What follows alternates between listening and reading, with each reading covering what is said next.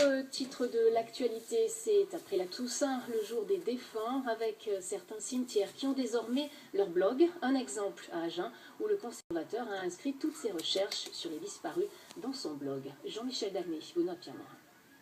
Un blog de cimetière, l'idée paraît au départ quelque peu déplacée, sauf que ce site internet est tenu et alimenté par le conservateur des lieux et contient une foule de renseignements passionnants. J'ai voulu tout à fait à titre personnel, alors, puisque le blog n'est pas Gilles d'Agen, hein, c'est un blog tout à fait personnel, voilà, partager ce qu'il peut y avoir d'intéressant à découvrir dans un cimetière. Alors je parle d'Agen puisque c'est celui que je connais mieux. En poste depuis 2001, féru d'histoire et de symbolique, le conservateur du cimetière Gaillard et de la Capelette est intarissable sur les monuments dont il a la garde. Je suis parti à la découverte de tout ce qui était sur les stèles proprement dit. Donc il y a la symbolique.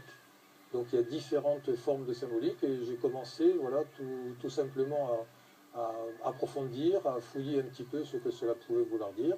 Et de là, j'ai fini par trouver des noms de famille bien connus, des personnalités, donc on en a beaucoup moins qu'au Père-Lachaise, mais on a des personnalités nationalement connues, comme l'inventeur de la photo couleur, du Causuron. On a Jasmin, qui maintenant est un peu oublié sur le plan national, mais a été reçu à la présidence de la République.